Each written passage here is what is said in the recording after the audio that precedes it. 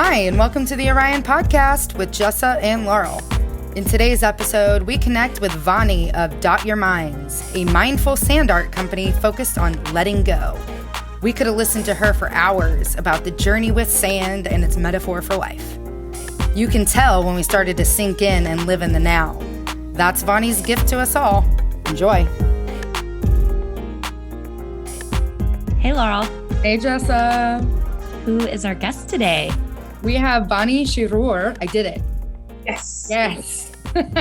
With us. She owns the company DOTURMINDS, which we're so grateful to have you. And Jessa, how are we connected to Vani? Well, we are connected to Vani through Hera Hub. At least I think we both are, because we both have met her separately, independently on our own, and now together. And Hera Hub, we've mentioned quite a few times on here, but it is this co-working space and a community of mostly focused on women-owned businesses. And it's so great. And we're so grateful to have met you through there and connected with you and in multiple different ways through the events through Hera Hub. Thank you. Yeah, my pleasure too. It's, the kind of women I've met walking into the doors of Hera Hub are just unbelievable. It's been just 9 months and my network has grown. Yeah, I agree. I think we've been with Hera Hub maybe a similar amount of time. We're in San Diego and you're in Orange County, right? Yes, I am. Yeah, I'm here in Irvine, California. And that is, for those that don't know, that's Orange County. Irvine is on top of San Diego. It's nearby, still Southern California.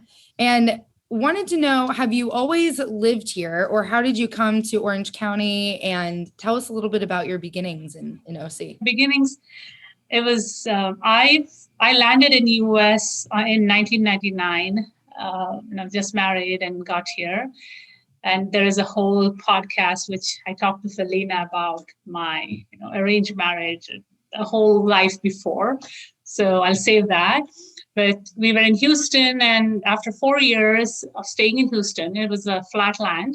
And I'd come here to visit a friend of mine, family friend of mine. And I had to come in spring when times, I think it was in 2001. And when rain was not an issue, the drought was not there yet, I think.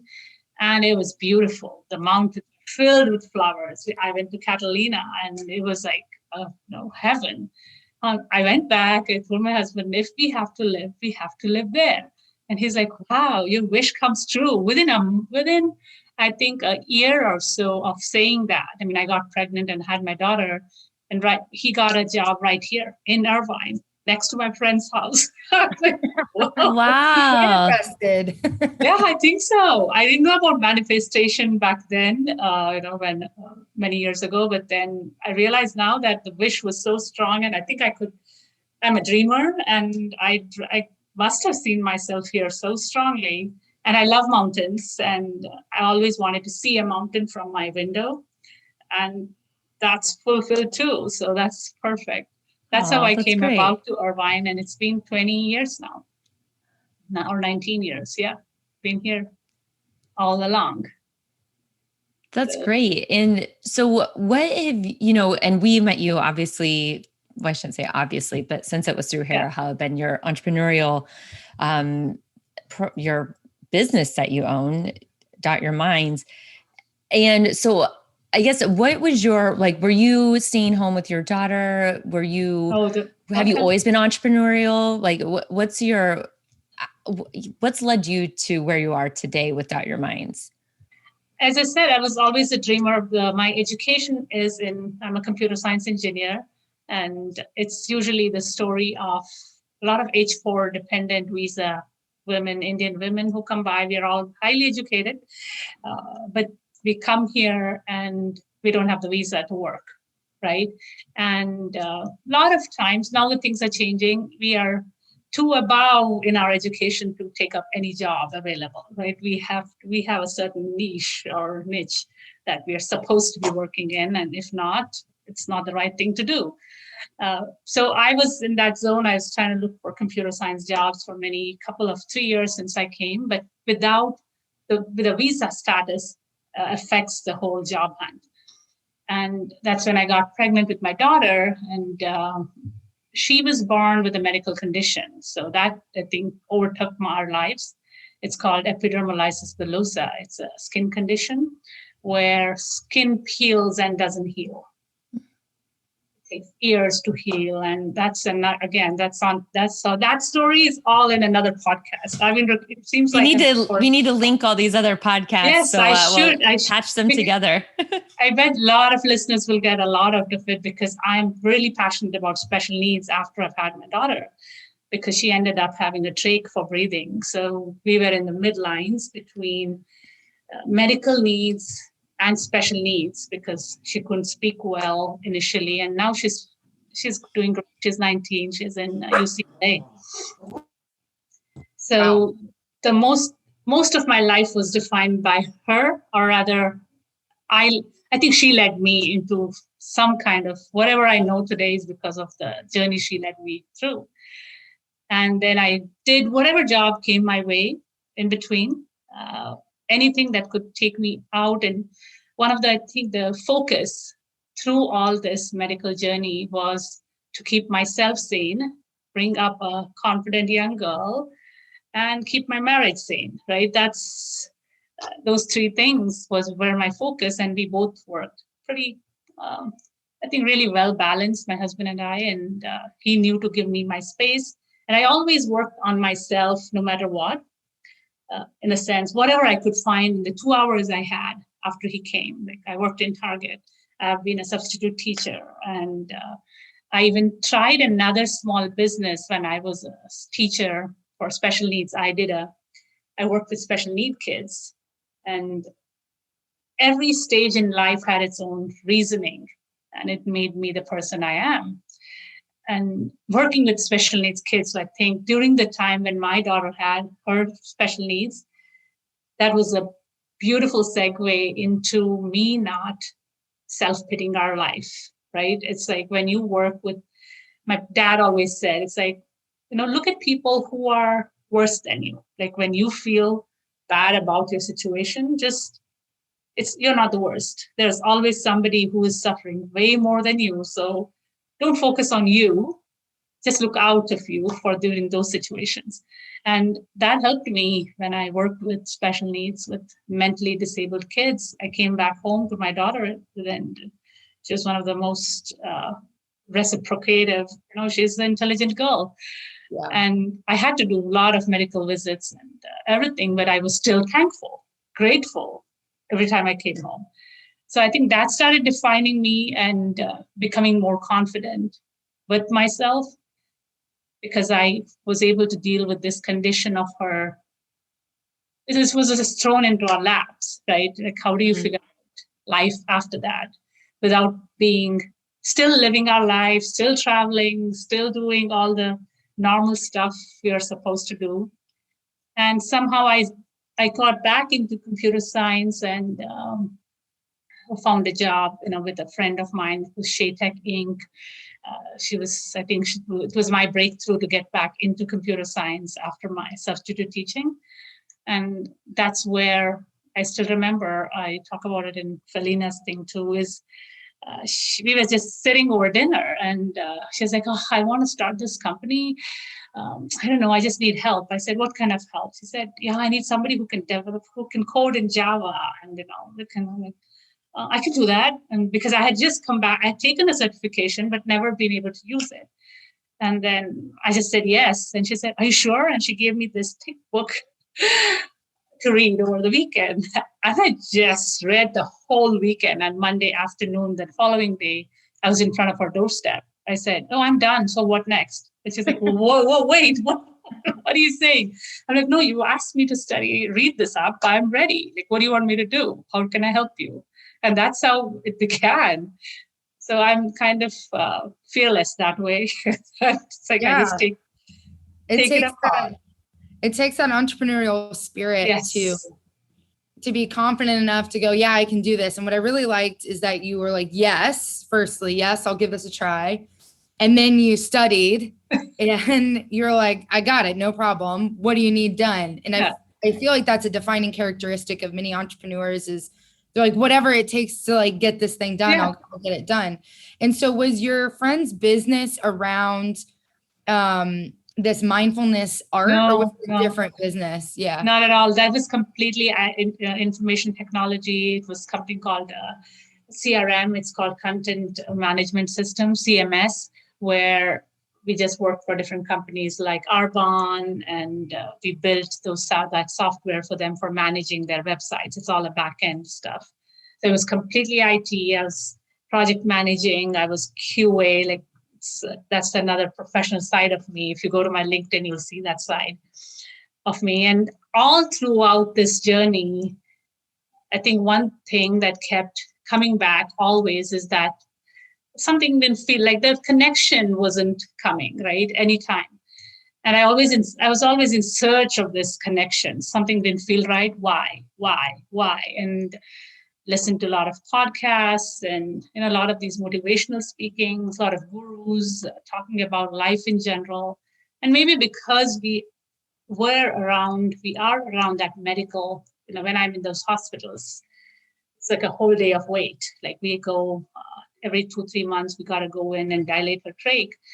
And all those times give you a good balance. Like, okay, life is not about just hustling. So then what is it about? It's about human connections for me. And that was really important. And living with her is what I think I'd already become mindful, because I had to live in today. I had to live in today. We had to soak in every single thing we had that day and just be happy with what we have, kind of, and not compare. And what keeps coming up for me when I'm listening to you talk about this is a lot of stamina. Like the whole thing, like being in the medical office and working through this, it's an endurance test, and it's almost a marathon. And some people often think that being mindful or meditating or slowing down and letting go is a marathon, not a sprint. It takes a lot of time and a lot of dedication. And so being with your daughter in those very trying situations, it taught you really intense life skills of patience, endurance, stamina, confidence, Yes. Yeah. like sticking with it. Right. I could see this when I first found finally in 2016, I found a full-time job. Finally, after 10, 12 years, I was actually going into an office from 9 to 5, and she was in high school now. And it was so easy for me going in, even into the really highly stressful stakeholder meetings, because like I've seen worse. It's like, what are you guys talking about? I could see stress all around, but for me, I'm like, I'm not scared of anything. I know if you work hard, it's really simple, right? You just don't worry too much about the result. What am I supposed to get done now? Like, do an eye contact, go ask the right person, put the right people in the right room, and be human. At the end of it, don't forget that your teams are human and everybody needs that human connection. And I still remember, for me, going into a stakeholder meeting with the customer while everybody else would be like, oh my God, it's like customers, we got to be this. For me, it's like, you be a president. Even if you're the president or you're the janitor, it really doesn't matter to me. It is how you treat me and how I treat you. And we're all human at the end of it. And I could even see so many similarities between me when I was a substitute teacher with 35 kids in the classroom versus these 5 people in this boardroom talking. I could say, oh, that's Johnny there, right here. It's like, you could, but that comes from awareness. You have to be aware of something more than you and not being consumed with your own anxieties and feelings. You're so internally worried about yourself that you stop noticing things around you. And that's when stress comes in. I think that's so important. Like, it's such an important perspective to have. And I think all of us, it's so easy to get caught up in this world or this microcosm that we're in day to day in a workplace or an organization. And especially for people who I think are naturally entrepreneurial or performance driven, like you want to do your best. And Laurel and I have talked about this quite a bit, because I'm my mindset is don't get me wrong, I can get caught up in like a tizzy, but for most of it, I'm just like, this isn't that big of a deal. And that's something that Laurel and I talked about. And one of our core values is humor. And we've talked about this. Well, it's also joy. And from what we do, it's like, it's not that big of a deal, like, I mean, there are certain like industries that things are a really, really big deal and they're very, very important, but that's not us. And it's probably not software development. And, they're just things that people get really worked up about. And even then it's like the people who are able to keep a calm head and keep level headed in those high pressure, intense situations, whether there is a real or a perceived pressure, are the ones who are going to come out on top.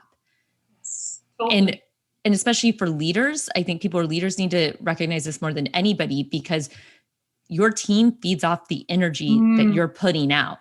And so if you're spun up, if you're wound up, if you're having a bad day for whatever reason, or you're stressed about something that the team doesn't even know what's happening, like people feed off that. And I think, coming into mindfulness and awareness and meditation and all these things are what can really help keep you grounded when these surprises come up throughout the day. Right.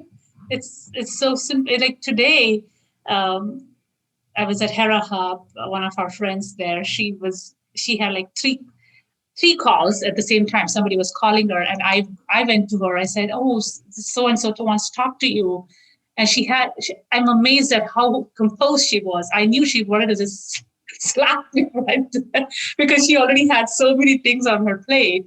And then I go in there. I'm like, "Oh, she wants you to call her." She's like, "Oh yeah, I'm on like this call, and this call." And but I can sense it, right?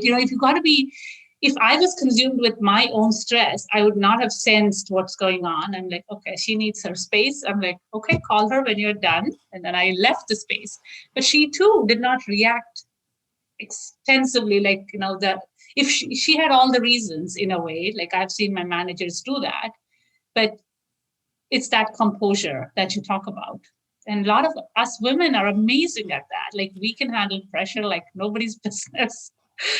I think that's inspiring, because I was just envisioning you as you're talking about your wife and your marriage and trying to find a job and managing all this. I just kept thinking like you are a superwoman, because instead of freaking out and stressing everybody else up around you, you're like accepting that this is happening and going with it and letting go. And I would say many entrepreneurs, I'll speak for myself, letting go and not controlling a situation or surrendering into the present moment is the most difficult task at hand for me. True. It is so hard to let go. And when I saw your work with this sand art, the first feeling I had was, I'm going to create this beautiful piece of sand art, right? And I want to take a picture of it and I want to frame it and I want to put it, I like immediately wanted to keep it. Yes, and that's like, the first thing to come through. Yes. Not let go of it. Yeah, but the whole process of like you lifting it up and all the sand comes off, I was like, no, I can't do this. Yeah, it's such a simple thing. So that's, I think, over a period of time, I built that resilience within me. And then it was just about time. After 5 years of corporate life, I was loving what I was doing. Just reorganization happened and I got laid off and stuff. And COVID hit and I lost my mom. That was, I think, the hardest part of last year. But I think she is in me every single minute of the day. I can sense her in my behaviors, in my everything I'm doing. It's like she's right there. She's like, no, just watch it. Just here. So that's when I got onto, I'd been listening to a lot of these motivational speakers. I told you, people from the, how do you call these people? Like Abraham Hicks, Esther. I don't know if you guys have. Spiritual advisors. Yeah, spiritual advisors. Yeah, that's the word. Because I think there is nobody else you could ask those questions to. You ask YouTube, at least it's kind enough to give you what you ask for.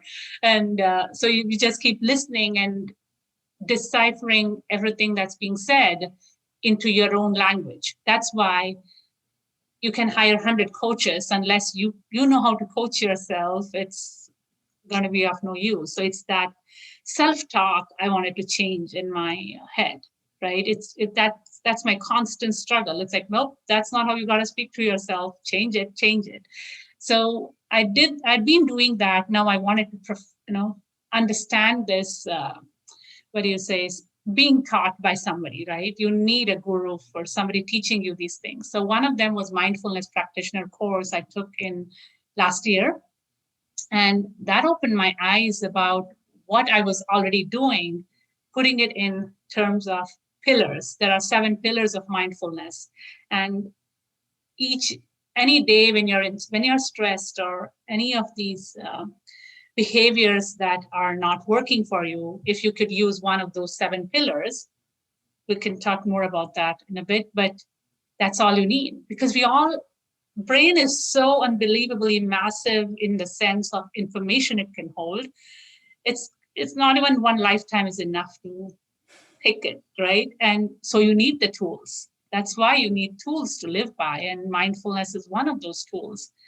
And that's why after the practitioner course, I started doing the art, which was where it all clicked in my head. It's like, oh my goodness, this could help people. And I had already done this 3 years ago with our friends, Indian friends, just sitting down and creating this beautiful sand art, because they all grew up making this art. So I didn't have to teach them. I just offered sand and a place to do it. And the smiles on these women's faces were like, it left me thinking, wow, it's such a simple thing we did. I just called them over and they didn't want to leave. They were so excited and happy to do this. And that's when I had already written my business plan, like 2018 or 2017. I have a whole book written up, like the book I read for my friend for that job. I had this idea, I had written it all up, the whole deal. I have the image of my studio written up, but things changed and I got this house where we are living right now. And it all dominoes falling, standing right in line, because this is where I met Vicky, one of the friends we have here in Hera Hub. She has been guiding me. Like she's my guiding light, I call her. She ended up coming in front of my house, and I started attending these. This is, I think, one of the golden nuggets.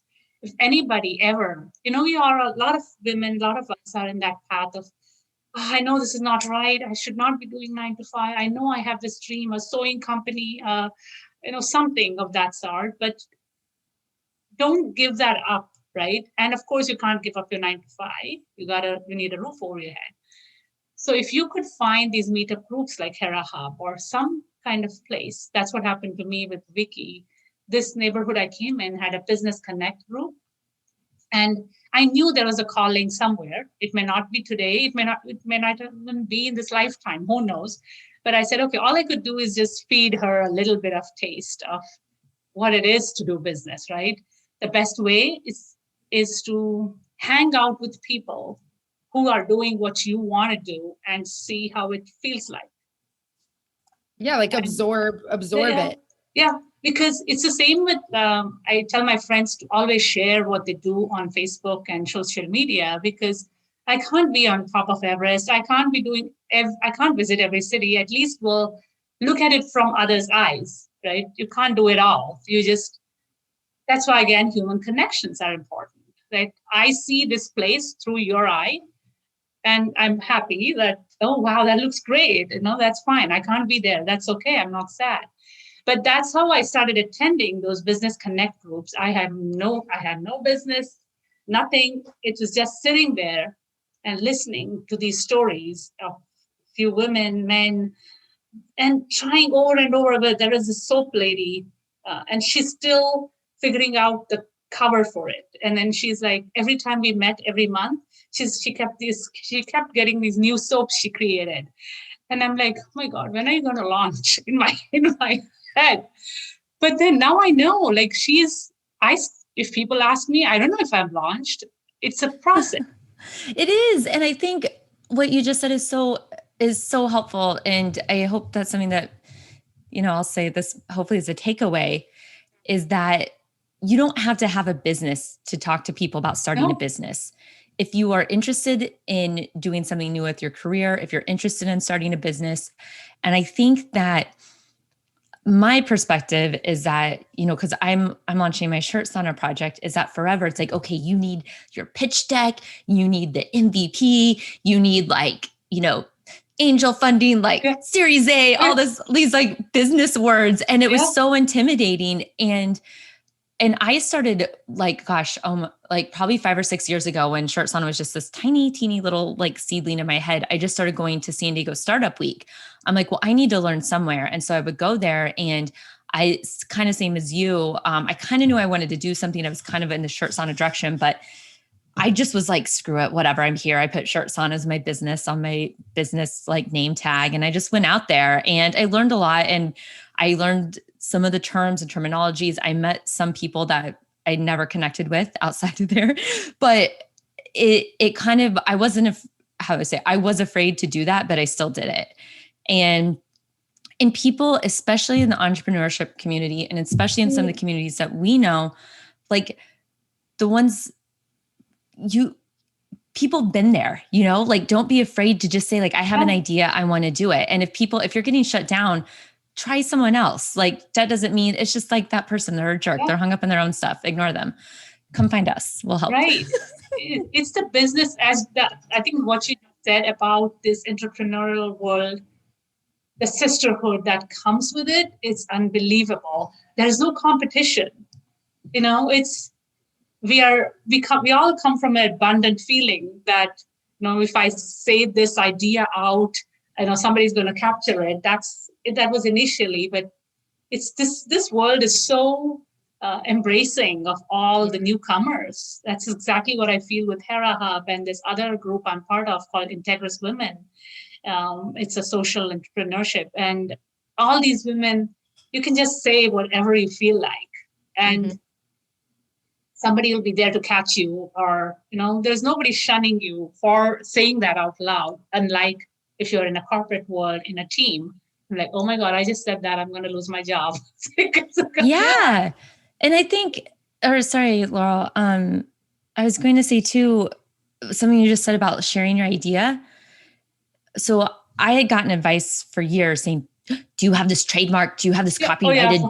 Don't tell anybody. Don't tell anybody. And then I got scared and I'm like, okay, I have the best idea in the history of ideas. So naturally everybody wants to steal it. Right. And so I stopped talking about it. And that's what we all think as entrepreneurs, like, oh, this is the best idea. Like, and then like 2 years ago, I was at some panel with, a panel of entrepreneurs talking. And one of the guys said there, he's like, no one's going to take your idea. He said, that's one of the worst pieces of advice you could get, is to not share. And I've taken that and I've shared that with anyone I've spoken to, because we know like it is so hard to start a business. And I'm like, I would joke and I would like, fine, if you want to go make Shirt Sauna, please make it. At least then I can just finally buy one, because it is really, really hard to steal someone's idea and take it. Seriously. Not impossible, but it's because. And then I was going to say too, I'm sorry guys. If I don't say this, I'll forget, but it's once you put it out there, what you want, that's when things start coming to you. Because if people don't know that I want Shirt Sauna, if they don't know that you're working with Sand Art for mindfulness, they can't help you. No. I'll stop now. That was so relevant. Vani, it was like, I 100% agree with you. And my little anecdote is that when I was getting into the business world, I would see all these women's groups. I work for big engineering firms, really like global engineering firms. And we'd have all these women's groups. And I'm like, oh, it's not for me, because the people whose job I'm chasing are all men. And I just want to be like them so I can take their jobs. That was kind of like what I thought was just, I'm just going to be like these guys. And now with Estelle Co and Jessa, and we're starting to like belong to these women's groups. I'm like, oh my God, we're so much better. Like women's groups are so much better than everybody else. Totally. Because we don't hoard and we all want to give and connect and support and lift up. It just naturally is on our nature to be like, oh, Vani does sand art. Maybe she can join this festival or go to this corporate event or come on this podcast. It's like, yeah, let's do it. Like we're all in your business with you, oddly. True. And it's the ego. I think I wish we had a little more ego, women, and not have imposter syndrome. But I think in the men's world, by the time you defend the men's ego, you're tired. It's like, oh my God, before I hurt, them, they're here. Everybody is so, everybody's doubting themselves so much that we all need our little more egos. And it's okay when you come out, actually, you're helping somebody else. Like, the moment I came out and started doing this, one of my friends, she had been sitting on this idea of getting a painting business done. And I walked with her twice. We went on a hike during COVID. Like the 5th week, she had it up, her website. And I'm like, whoa, that was quick. Not website. I think she had an Instagram and everything. And she called out to the whole world, I'm doing this. And I think I gave her the confidence. I want to say that because she had not done this in many years. But you never know who you're going to inspire. It's like, if she can do it. Yeah, exactly. I mean, and that's why we have you on this podcast. And that's why Jess and I, interview the people that we do, because something is going to resonate with somebody and inspire them to just put it out there and stop getting in their own way. Like, put it out there and receive it. So when did you like put out Dot Your Minds and like go, okay, world, this sand art is happening and I'm leading it? Yeah. And I have it all. I'm a writer, so I love writing. So I write down every single thing. Like if I die, you can read my life story in a book. But so I think it was April 17th, and thanks to Integris Women, this is the other group I'm part of, I said, and I presented it to them. I couldn't believe it myself that I've grown up with this art, and I'm putting a twist on it. What am I trying to do? Because the dream itself was to have a studio, but COVID has hit. And I could have sat on it for a year now, fretting over not getting a job and trying to get a job, which I really didn't want to get. And I said, okay, how can I change this? How can I pivot?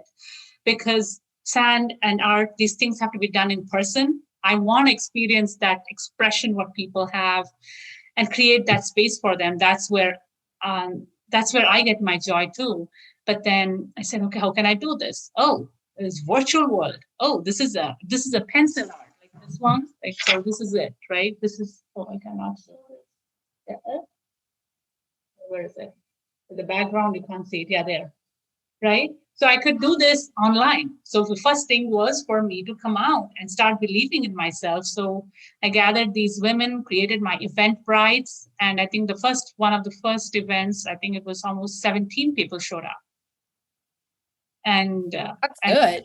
Yeah. And I didn't know much about meditation. Really good. Yeah, it's a lot. And then, and a lot of them never came back, but that's fine. But it was all my first time. And it was enough for me to believe in myself, that first step. That's all I needed. And there is this lady from Integris Women called Caroline. I still remember the talk I had with her. That's exactly what she said. Actually, I'm like, I don't think I know what I'm trying to do here. And I talked to her for almost an hour. And she has a completely different field, what she works in. I think she's into adult recreational toys kind of thing. And she's very free. She's a liberated woman, I call her. And what I do and what she does is completely opposite. And she was able to give me that advice almost. She's like, no, go ahead and try it once. No, like, you've got nothing to lose. I'm like, yeah, I have nothing to lose if I try it. What else am I doing anyway? And that's when I interlaced breathing and this art together. It was more for my health too. And that's how it all began, April 17th, I think, 2020. And I think the name, when did I think of that? Around that time, I think, with my brother. We sat down, and he's an entrepreneurial kind too. He's a writer. He's in India. And he's the one. He's like, this seems good, Akka. Akka is what we call sisters in India. And I think he gave me that name, like Dot Your Minds. It's made of dots. And then the reason I call it Dot Your Minds is, crossing your X's and T's. What is that line? T's and I's. Crossing your T's and dotting your I's. Eyes, right? So Mhm. that is, you say that when you want to be perfect with something, right? So what is the most important thing in your body is your mind and a heart, of course. But if you can dot your mind, like if you can if you can keep that stable, like until the last breath of your life, you'll be fine. So it's the mind that matters at the end of the day. So that's why I called it dot your minds. So I didn't think of anything else of whether there is art. I didn't overthink it. I'm like, I didn't ask people's opinions like usually people do. And it just resonated and I kept it. And Great. I really through, like it. Or sorry, Laura, go ahead. I was just gonna say, walk us through how you create sand art specifically, so people can visualize it in their mind. Yeah, sure. So the way you would do it when somebody comes into a studio, I keep talking about the studio, it's just any space. It could be a backyard. You invite me for your corporate event. It could be any of those. It's I've simplified it into a form. I'll tell it to you it's 3 different forms, but I'll start with the one form, which I'm doing right now, which is easy and easily acceptable and doable, right? It's usually it comes with, I pour sand in bottles, like it's all colorful sand. And then you're given a sheet of paper wherever you're sitting, like it's on, usually I would prefer it on floor, but let's say paper on a table is better. And then you come in and we pour sand and I give you spoon, forks. You're not eating the sand. You're going to play with the sand and the tools. So I show you tools, some tricks of what kind of strokes make what designs, right? It's pretty intuitive at the end of it, but then because it's so new, the first session, I usually show it to people. And then after the 10 minutes, we start with the body scan meditation, depending on what the crowd is like. If I'm in a wellness event, I would do a lot of mindful body scan effect.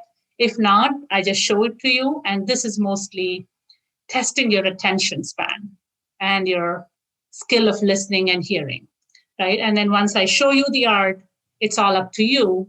And then to repeat what I'm doing in front of you. Then we take a final picture. It could be a whole circular sand art with many circular dots. And then imagine a fork going through a sand and then making it like flowers. And then you pour more sand in the center. So it becomes like it's depending on different colors and different tools you use, you come up with a design. And you can go on for 1 hour, 2 hour, 3 hour. It can as much as you need. But usually 1 hour is what I hold my events for. And once you do that, I do let people take pictures and I have to take it for my Instagram. Yeah. So even though it's a little against the art of letting go, it's at the end, I have a brush for you, which is the hardest part for people, that you slowly brush it away. And so that it's not too traumatic. And if you have a little more time than 1 hour, we separate out the sand if we can. Like depending on how we have laid it. And that kind of saves me sand too. But so if it's yellow on the edges, we separate it out, pour it in a small bottle, right? That's what I was thinking. I was thinking about, if you get rid of it all, then you've mixed the colors of sand and you can't use it again. I was like, no. Yeah, that's what happens. And I use it for practice later at home. But then right now, the way I do it is I take a bottle of sand and you can start layering it up. Now that you've separated it, you layer it up like yellow, red, pink, and you have a memorabilia to take home of the time you spend together as a couple, as friends. You take it home.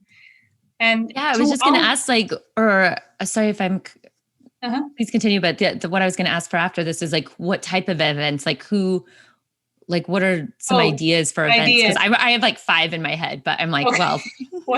Yeah, one of the most favorite events of mine is friends getting together, after a long time, or just catching up over tea or something, meeting. And even though I don't want it to be too chaotic that you lose the effect of the sand, because what happens is you got to have a little more focus to make sure sand goes a certain way. If not, it'll all come together. So but it's so easy. Sand is so easy that you don't mind doing this and talking. It's not like painting. For me, painting is hard. And that's why it's usually girlfriends. That could be a good party to get, mindful tea and sand out our party. And then it could be couples doing one art together, like a good, nice music going on, and I'm teaching you. And it's just relaxing in each other's company and yourself.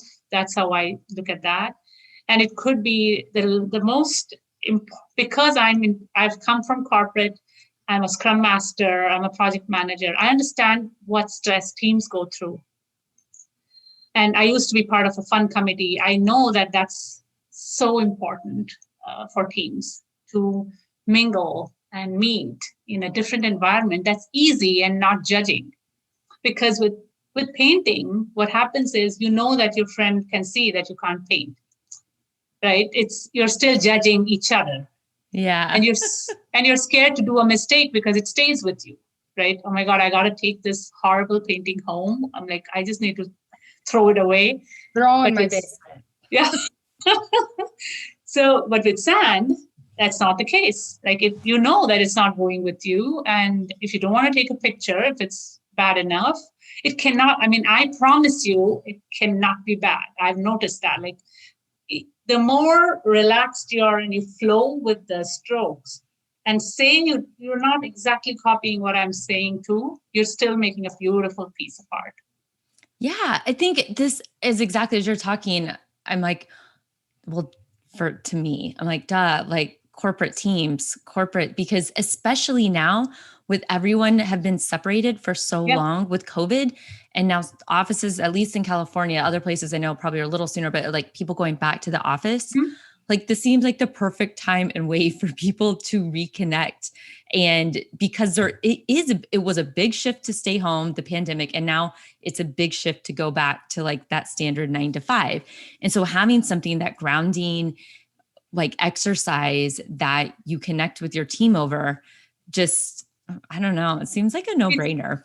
It's like a impermanence of the sand, right? That's the best part. Like, if you think of, like, close your eyes and you think of sand, you think of beach, you think of relaxation. Like, you cannot be uptight and stressed and anxious while you touch sand. It's impossible, because the more tighter you hold it, it's going to let go away more. Like, there's so many metaphors with sand and all this. I never even, I love it. It's so many metaphors. I can write, I keep writing I have a monthly blog, and I have a Art of Letting Go newsletter that goes out every week. I realize I can't say this all in one sitting with anyone. It has to go out in the form of letters and small stories. And so the harder you hold on to sand, it slips away. It's the same thing with anything we do in life. And even this experience of us having stayed home, and we don't want to let go of this comfort we've gained. But this kind of tells you, the harder we hold on to it, it's going to get boring, and we are not meant to stay home and work, for sure.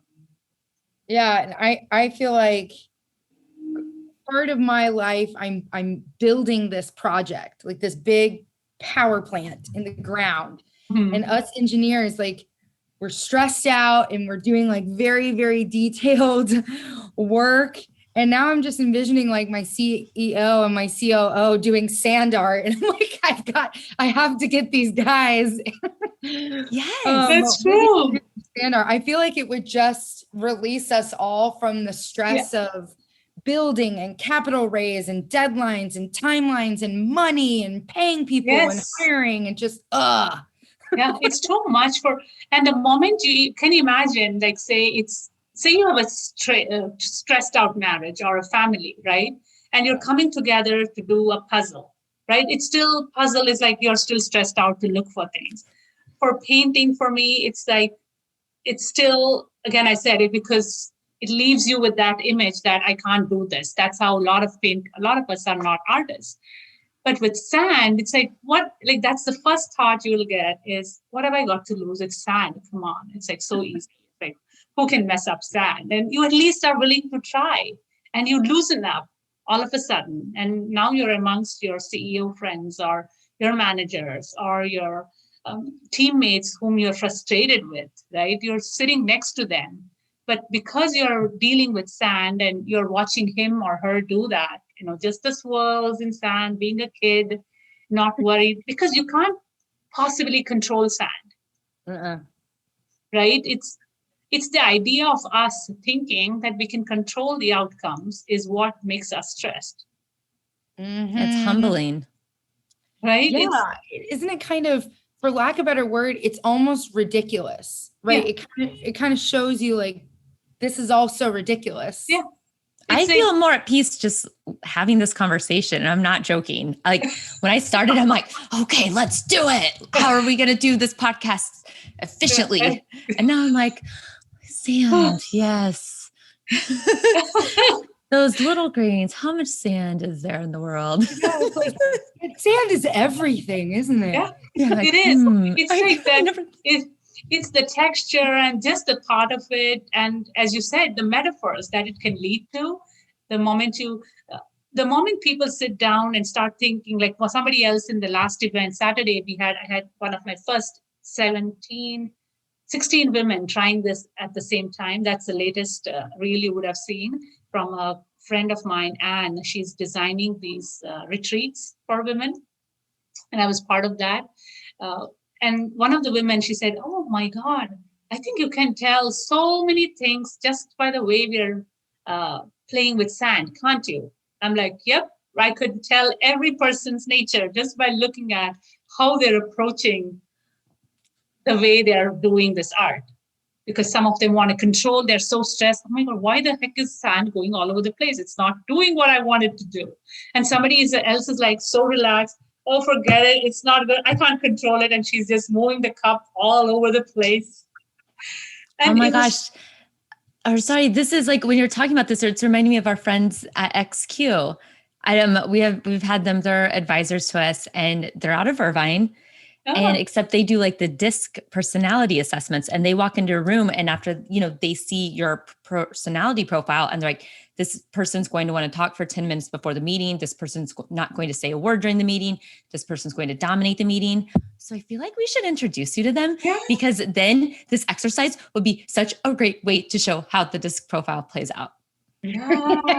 Oh my God, that would be cool, because this does say so much. Even I was writing up, because I need to write up new pitches and start connecting with HRs and different small business owners who want to have these team building events.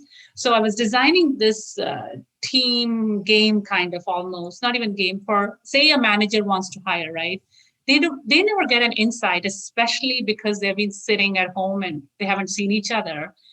You don't get to know their behaviors as managers.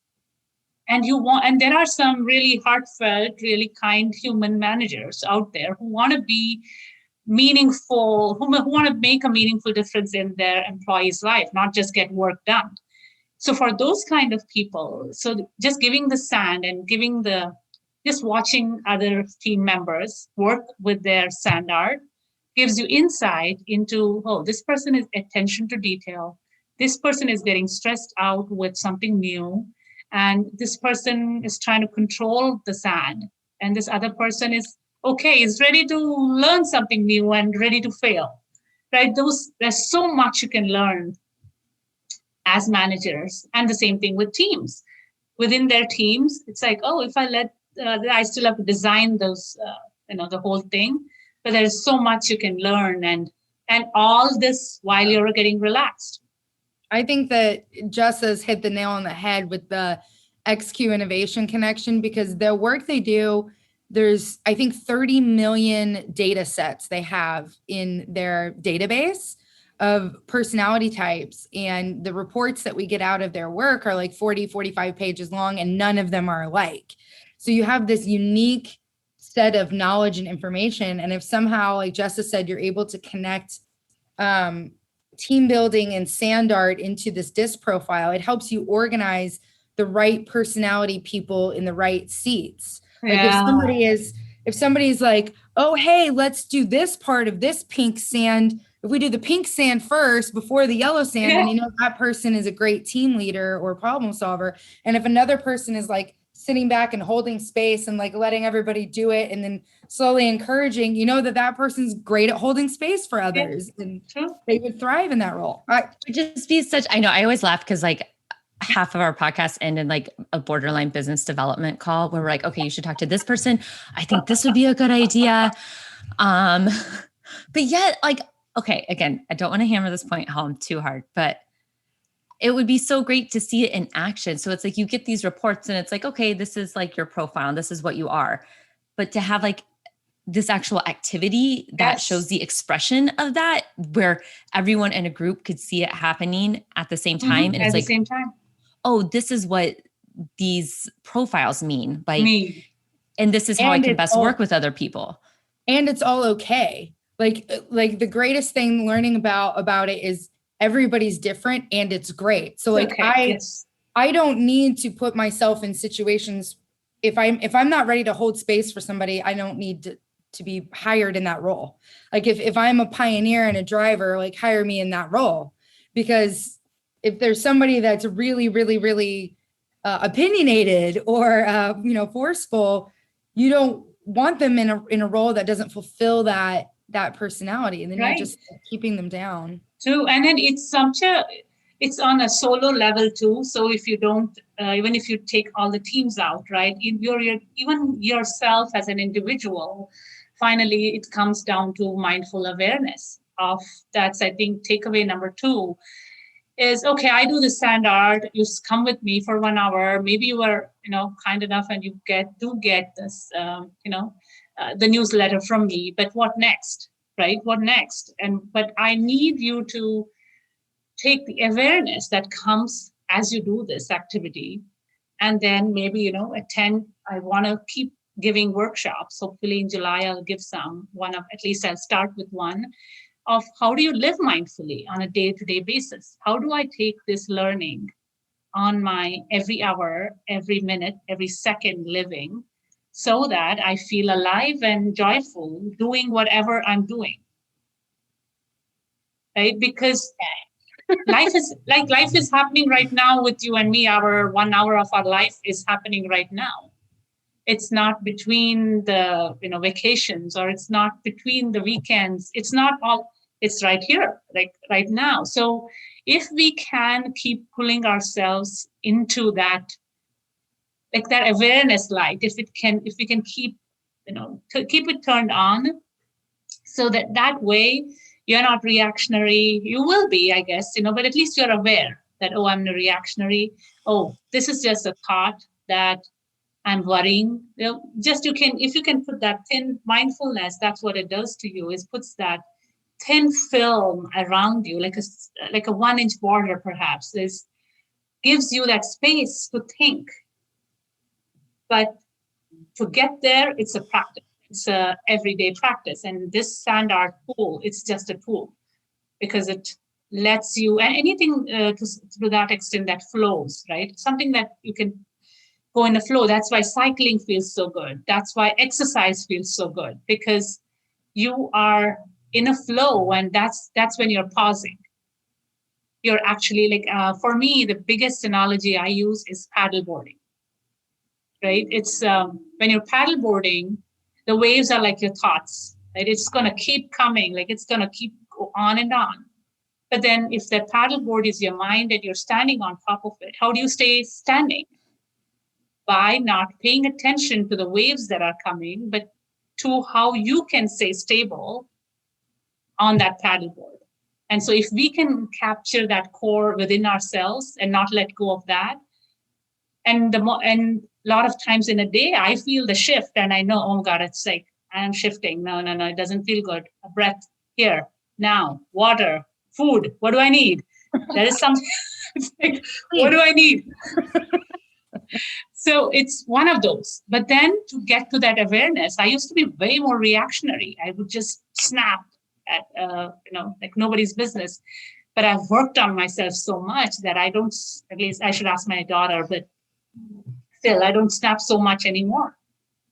And that's what I want to teach out there, is being happy with your own existence, right? It's, if something happens to us tomorrow, just die happy, that's what it is. It's living in that moment.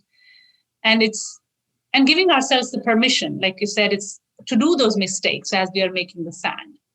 It's okay to try new things, try that new stroke in the sand. And that's just a tool, which was in our culture, I guess. They knew women needed this more than anyone because we are multitaskers. Yes, our brains are very braided on a regular basis. Yes, and true. And what would you say is your third takeaway? I think the third takeaway is just remembering that, I think this, I always like to leave with this, is anything you can't hold on to anything for too long. It's just like as simple as a breath, right? To make place for a new breath, you got to let go of the old breath. You got to breathe in. I know oxygen's great and all, but you can't keep it in for too long. Even the most precious thing on earth, oxygen, you got to let it go to make space for new. So if you live by that really simple ideology, that when you feel the strain in your body, it's really easy if you look at it. And pulling your attention to the now, where no problems ever exist in a given moment. It's always in the past or in the future. You should try it. Like when you are the happiest, it's because you're here in the now, like holding the baby in your hand, right? When you hold a newborn, that experience you get, because you're paying full attention, not to drop it down. It's like you're right there. So precious. Yeah, totally right there. And that's all it takes to be here in the now, to focus and have intention in your doings, right? There should be, just don't do things because your hand is just doing it. But having an intention behind your actions, I think is huge. It helps, your individuals, marriages, your own life, mindful of what you're eating, mindful of what you're looking at. Like, are you watching too much Netflix? Or, kind of mindful of all the sense organs, right? What are you doing with those sense organs? What are you listening to? What are you looking at? What are you talking? If you can just be mindful, life becomes so much more simpler. Oh, I'm ready to go out in the world. I'm not. I'm just here. I'm just in the moment. I just zoned in. I'm like, yes, I'm feeling this. I don't know if I get too preachy, but I get so passionate. I love it. Yeah. About this, that I just need to find a good way. And that was my way of trying to get this out into the world, of my 18 years of experience with, like, people kept asking, like, how are you so happy with all the life-threatening things that have happened with you guys? Like, I have many other stories of my daughter's condition putting us in different situations. And I've always seen myself, come out of it, stronger, and making her stronger. And it's only because I think it was being mindful all the time. And how do I say this?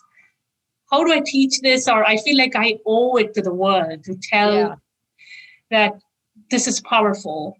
And our own people, we had this, like, just like yoga or, Ayurvedic eating or healthy eating, vegetarian, vegan eating, which comes from, a lot of it comes from India, and, the history and the science behind it. There is so much science that I can't even finish it in, maybe 10 hours. That's so much science behind this whole energy-oriented art. It's all sand, and it's all, like, if you hit on a table, which has sand on it, with a metal table, you will see it form symmetric shapes. Ooh. Right? So it's all sound. And if you go into the traditional cultural way of doing it, I'm taking classes from a teacher in India right now. It has, like, all these Sanskrit, if you go to the spiritual side, or all these hymns that come out of these huge scriptures. Every hymn has a rangoli. That's what it's called in India. It's because it's those vibrations that created that symmetric art. And that's how smart these people were thousands of years ago, creating this in front of the house every single day. So positivity comes in. It's all good luck to do that. And so there is so much, I think there is so much more in my product roadmap. I have it all written up. I'll get there when the time comes. It's all happening at the right time. It's all happening. It all happens at the right time. And whatever comes my way, I keep grabbing it and experimenting. We thank you for sharing your gift with us and our audience, because we're better for it, for you sharing. So if you didn't start this business and you kept all that knowledge to yourself, it would have been a disservice to us all. So tried to hold on to it. Yeah. But she didn't. You let go. Thank you. Yeah, because I had that fear in the beginning. It's like a lot of my Indian cultural group friends and everything, a lot of us know this. I'm like, the moment I put this out, it's going to go. But I'm like, no way. Nobody can have this passion. Like mine, it's going to, even if I can serve 100 people whom I know, that's all matters to me. It's along with everybody else's journey. It's my journey to begin with, right? It's at the end of it, it's my journey. So whoever comes my way gets it. I love it. Thank you so much for joining us. This is a real pleasure. We could, sorry, I got a little tongue tied. A real pleasure. And like you said, we could keep talking for a very, very long time. But we'll call it here. Thank you so much. We really appreciate your time. And like Laurel said, sharing your gifts. Yeah, come on to DOTURMINDS.com for, sign up and we'll connect. It's DOTURMINDS.com. Yeah, that's Thank you, Vani. Thank you. All right, send it, Jessa. Thank you for listening to this episode of the Orion Podcast. If you're looking for a thoughtful gift for yourself or others, shop ethical jewelry with a story at article22.com. Enjoy 10% off qualifying purchases with promo code ORION10. That's www.article22.com and code ORION10. Enjoy!